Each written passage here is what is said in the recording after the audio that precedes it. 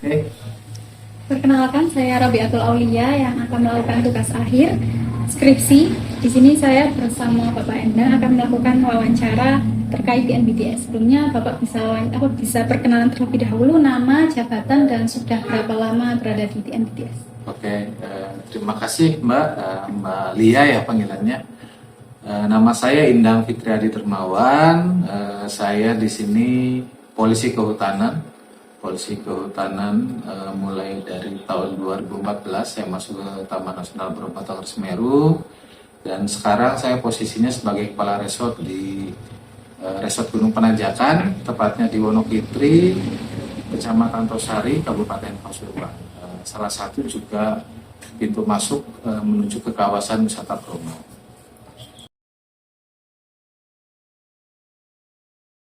Baik, mungkin secara sederhananya bahwa TNBTS ini adalah Taman Nasional, merupakan kawasan KPA, kawasan pelestarian alam, di mana kawasan tersebut berfungsi sebagai penyangga kehidupan, melindungi keanekaragaman hayati, dan juga mungkin bisa dimanfaatkan secara lestari, di mana kami diamanahkan oleh negara untuk mengelola kawasan konservasi dengan tujuan-tujuan yang tadi disebutkan sebelumnya, dan kami juga tetap menggandeng masyarakat sekitar, terutama mungkin kalau di Bromo ini adalah masyarakat adat Tengger. Jadi posisi kami sebetulnya adalah mungkin perwakilan dari negara, bahwasanya ditugaskan untuk mengelola kawasan tersebut. Tentunya dalam pengelolaan itu kita tidak bisa sendiri ya Pak ya. Jadi kita juga ada namanya mungkin kerjasama dengan stakeholder terkait, baik Pemda dan juga lembaga-lembaga lainnya yang tentunya berkaitan dengan kawasan konservasi. Selain itu juga posisi kami dengan masyarakat adat Tengger ini adalah lebih ke mitra, bahwasanya kami membutuhkan masyarakat adat Tengger ini sebagai mitra kami dalam menjaga kawasan Bromo agar tetap lestari.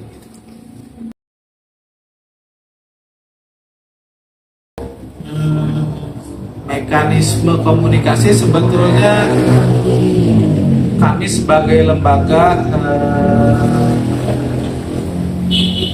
selalu berkomunikasi terkait dengan apa saja yang akan dilakukan di Taman Nasional, baik itu kegiatan-kegiatan yang berupa adat maupun juga kegiatan keagamaan, terutama yang melibatkan masyarakat adat Tengger ya Pak ya. Biasanya kami kalau misalkan ada kegiatan adat itu sebulan sebelumnya itu ada rapat koordinasi dengan masyarakat adat suku Tengger dan juga dengan stakeholder terkait, misalkan di pemerintahan kabupaten. Jadi dalam setiap keputusan itu memang dirapatkan secara bersama itu. Dan kami juga setiap keputusan-keputusan yang ada di TNBTS itu ya mempertimbangkan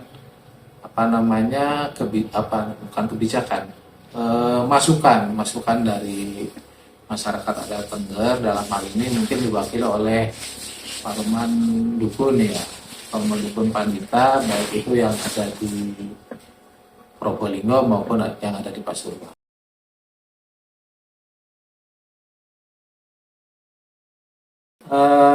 Biasanya karena Paruman Dukun ini pusatnya di Cemorolawang di Ngadisari, kita adakan di Ngadisari, itu masuk ke Kabupaten Probolinggo. Selain Paruman Dukun juga kami TNBTS dan juga stakeholder terkait, pemerintah kabupaten dan juga beberapa unsur yang terkait, misalkan dari TNI Polri, terus dari PHDI, dari PHDI juga hadir, dan juga dari pelaku jasa wisata biasanya karena pelaku jasa wisata ini dia terdampak langsung akibat dari kegiatan adat ya, dari kegiatan adat. Dan dari situ biasanya kita ada kebijakan untuk penutupan kawasan agar kegiatan adat berlangsung secara apa namanya ya, terstruktur. Tidak terganggu gitu apa namanya ya bahasanya itu ya, itulah. Yang dibahas tentunya pertama biasanya dari Paruman Dukun mereka sudah ada penentuan penanggalan terkait dengan beberapa rangkaian adat mulai dari Kasodo, Karo dan beberapa kegiatan adat lainnya. Di situ dibahas terkait dengan persiapan rangkaian acara sehingga apa namanya kami dari pihak Taman Nasional juga bisa memberikan kenyamanan, memberikan keleluasaan bagi masyarakat adat untuk melakukan prosesi adat tersebut tanpa terganggu oleh aktivitas wisata, karena Bromo ini selain adatnya juga wisatanya juga kan gitu Pak. Jadi ya begitu ada acara adat berarti otomatis kegiatan wisata gitu.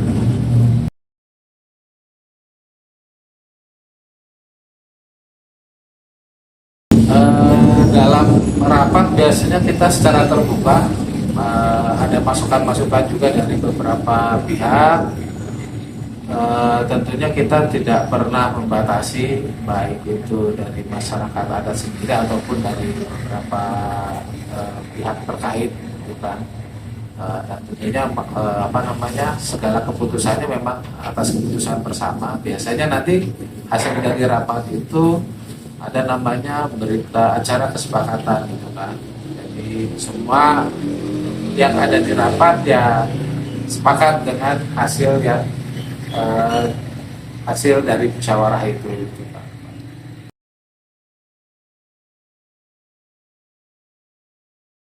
Baik, mungkin kalau contohnya upacara adat Kasodo, tentunya kita pertama berperan dalam hal kebijakan karena kita sebagai pengelola otomatis kita menentukan penutupan kawasan. Salah satunya itu adalah kebijakan dari Taman Nasional. Begitu ada rangkaian upacara Kasodo, biasanya kita sudah putuskan nih berapa hari penutupan supaya rangkaian acara tersebut tidak terganggu oleh aktivitas lainnya. Selain itu juga biasanya di kami akan ada namanya bantuan personil sebagai pengamanan mulai dari pintu masuk sampai ke apa namanya lokasi-lokasi yang memang menjadi rangkaian, misalkan di pura, di jalur-jalur itu biasanya ada pengamanan dari pihak Taman Nasional gitu.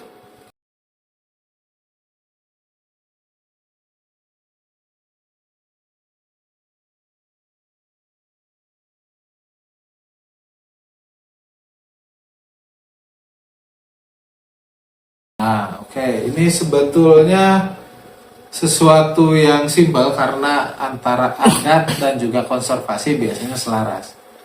Di mana masyarakat adat Tengger ini dia sangat menjunjung tinggi apa namanya kesakralan yang ada di kawasan. Tentunya ini sejalan dengan konservasi. Bagaimana cara menjaga kawasan Bromo ini tetap lestari.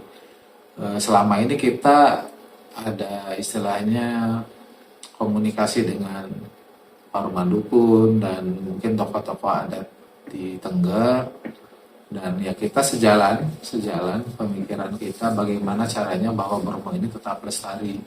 Dan saya kira hanya apa ya,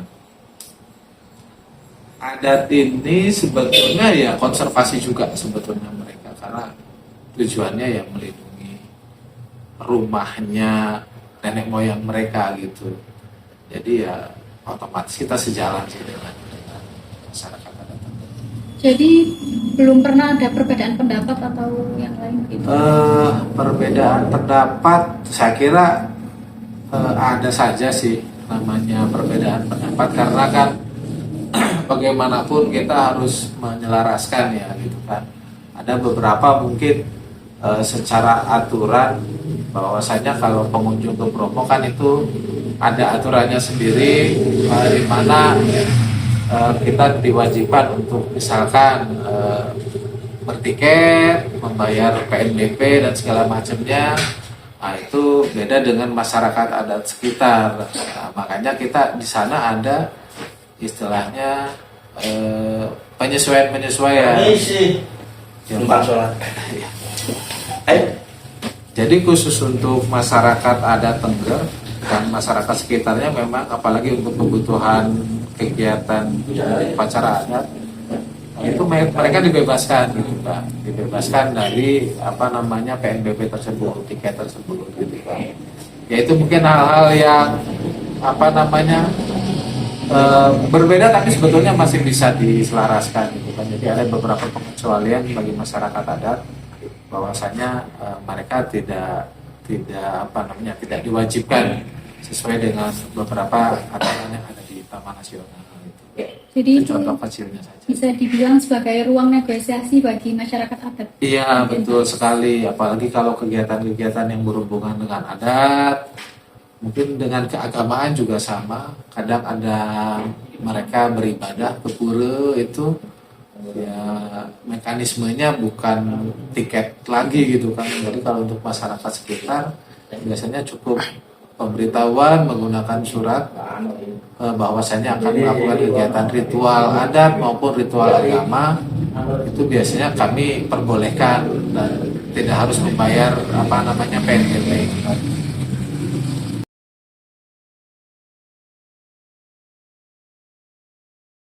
Tantangan komunikasi dengan masyarakat, baik masyarakat adat, bisa juga dengan pariwisata, terkait pariwisata. Iya, mungkin secara umum memang terkait komunikasi ini ya namanya orang banyak pasti dengan pemikiran yang banyak akan ada perbedaan-perbedaan begitu. Tapi selama ini sih kita mencoba untuk berkomunikasi. Kami khususnya yang ada di Pasuruan ini lebih mengedepankan diskusi ya, mengedepankan komunikasi gitu kan, daripada mungkin konfrontasi lah istilahnya, ada benturan. Jadi kita menghindari benturan tersebut.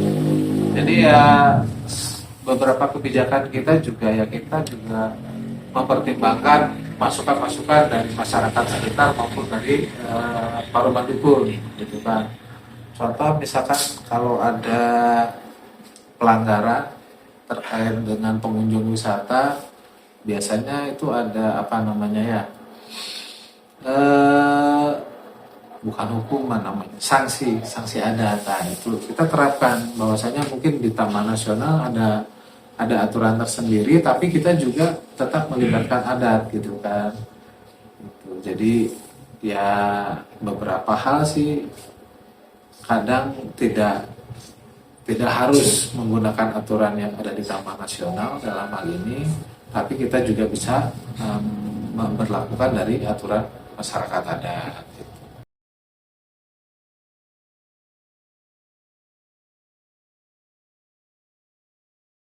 Betul. Jadi ada beberapa hal. Contohnya mungkin pas kebakaran tahun 2023 itu juga ya sanksi secara hukum, secara aturan juga ada. Nah, itu kami tempuh melalui jalur hukum, dan sanksi adat juga ada gitu kan. Sanksi adat itu seperti apa? Sanksi adat ini nanti akan diputuskan oleh masyarakat adat, tokoh masyarakat adat dan juga paruman dukun. Nanti apa-apa saja yang perlu dipersiapkan, perlu dipenuhi oleh yang diberi sanksi ya, yang pelanggar ini gitu kan. Mungkin secara detailnya mungkin nanti bisa dijelaskan oleh ketua paruman dukun. Tapi intinya ada beberapa hal yang perlu dipersiapkan dan perlu dilakukan oleh yang terkena sanksi tersebut.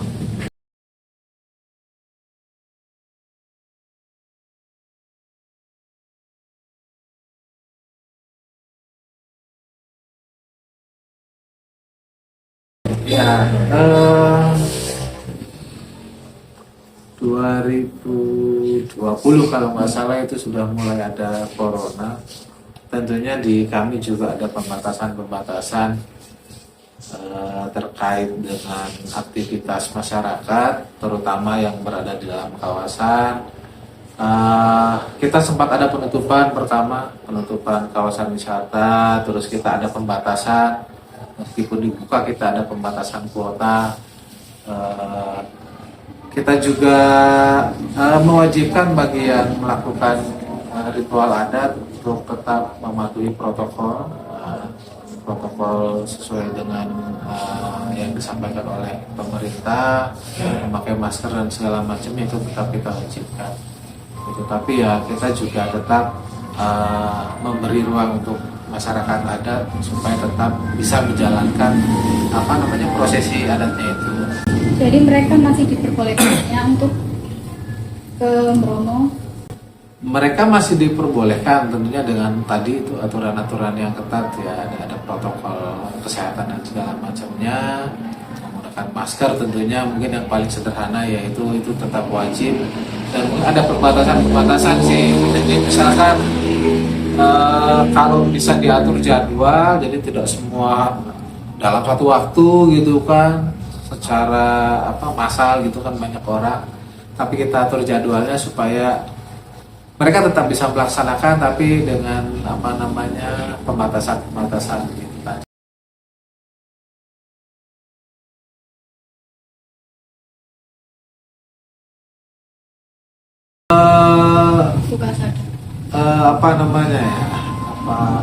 Sebetulnya keputusan ini berangkat tidak hanya dari TNBT saja, bahwasanya ini melalui rangkaian diskusi dengan masyarakat, ada pertemuan-pertemuan, dan ya masyarakat juga, saya kira waktu itu masyarakat dalam ilmu tokoh-tokoh adatnya terus malu-malu pun juga meyakinkan bahwa ini akan berjalan dengan baik, dan mereka siap juga untuk mencegah supaya tidak terjadi mungkin hal-hal yang tidak diinginkan, istilahnya seperti itu. Dan ya kami juga harus memberikan ruang itu gitu kan. Dan selama corona kami juga ada penutupan kawasan juga kan itu, jadi ada pembatasan. Saya kira itu masih diperbolehkan, itu menjadi pertimbangan dari Taman Nasional sih itu. Kemudian menurut TNBTS, berapa penting peran komunikasi dalam memahami batasan wisata dan juga kesakralan? Ini penting karena setiap kebijakan, setiap aturan-aturan yang dikeluarkan oleh TNBTS biasanya memang sudah melalui proses diskusi, proses komunikasi. Biasanya kita ada waktu tersendiri komunikasi dengan Paruman Dukun, ya ketua Paruman Dukun dalam hal ini Romo Tomo, ada Romo Eko Warnoto juga gitu kan. Jadi beberapa kebijakan kita atau beberapa aturan yang ada di TNBTS memang sudah mempertimbangkan dengan masyarakat adat. Saya kira ini penting sekali gitu kan, jangan sampai aturan atau kebijakan yang ada di TNBTS malah bertentangan dengan masyarakat adat.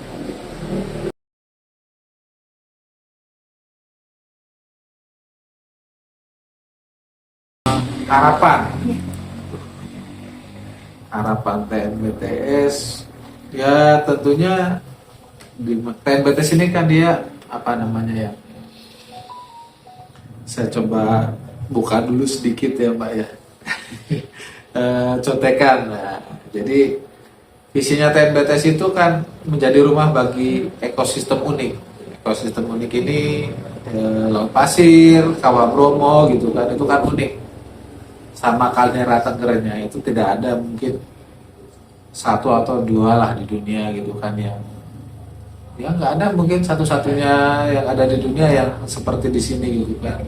Terus budaya Tengger dan juga pariwisata berkelanjutan. Nah, budaya Tenggernya di sini memang sudah masuk di dalam visi kita gitu kan, bahwasanya ya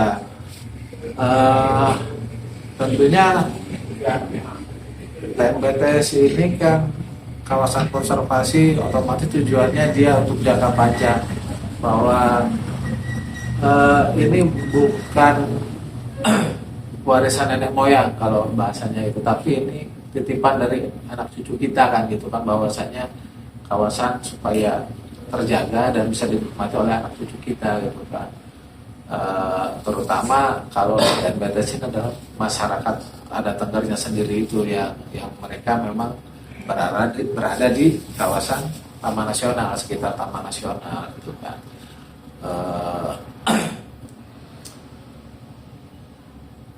Harapannya itu ya kita tetap sejalan, hutan tetap lestari, tapi masyarakat juga istilahnya apa ya? Ya tetap berada di situ, jadi tidak terlepas bahwasanya masyarakat dengan alam itu menjadi satu kesatuan, jadi bukan yang terpisah bahwa alam sendiri atau masyarakat sendiri itu sih. Dan yang kedepannya mudah-mudahan tetap lestari kawasan Pulau Tengger seperti itu. Sudah cukup.